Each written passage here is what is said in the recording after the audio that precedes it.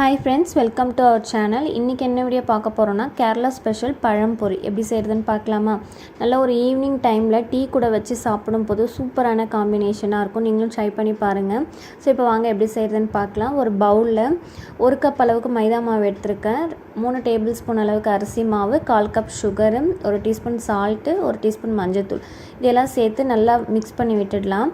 இப்போ ஃபுல்லா நல்லா கலந்து வந்ததுக்கு அப்புறம் பாத்தீங்கன்னா தேவையான அளவுக்கு தண்ணி கொஞ்சம் கொஞ்சமா சேர்த்து ஒரு விஸ்க் வச்சு நல்லா மிக்ஸ் பண்ணிட்டே இருக்கலாம். பேட்டர் வந்து நல்லா திக்கா இருக்கணும். நம்ம பஜ்ஜி மாவு செய்வோம் பாத்தீங்களா, அதே மாதிரி பதத்துக்கு இருக்கணும். சோ நல்லா மிக்ஸ் பண்ணி விட்டுட்டு ஒரு தட்டு போட்டு மூடி வச்சிடலாம். இப்போ அதுக்குள்ள நம்ம வந்து பழம் வந்து கட் பண்ணி எடுத்துக்கலாம். நல்லா கனிஞ்ச பழமா எடுத்துக்கோங்க. நேந்திரம் பழத்துல தான் வந்து இது டேஸ்ட் நல்லா இருக்கும். சோ முன்னாடி பின்னாடி கட் பண்ணிட்டு சென்டரை வந்து நான் ரெண்டா கட் பண்ணி எடுத்துர்க்கேன். ஸ்லைஸா கட் பண்ணி எடுத்துக்கோங்க.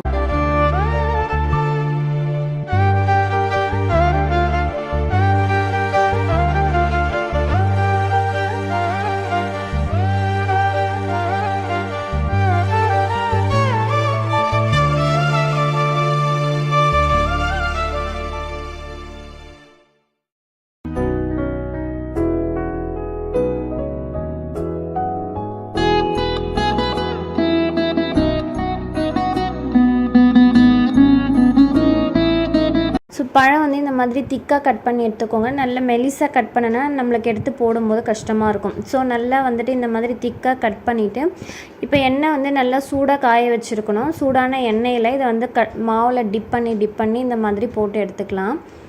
ஓரளவுக்கு குக் ஆனதுக்கப்புறம் பார்த்தீங்கன்னா கரண்டி வச்சு திருப்பி விட்டு வேக வச்சு எடுத்தோன்னா தான் வந்து நல்லா வரும். ஸோ நீங்கள் உடனே மிக்ஸ் பண்ணும்போது ஒட்டிக்கும். நம்ம சுகர்லாம் ஆட் பண்ணியிருக்கோம் பார்த்தீங்களா, ஸோ அதனால் ஒட்டிக்கும்.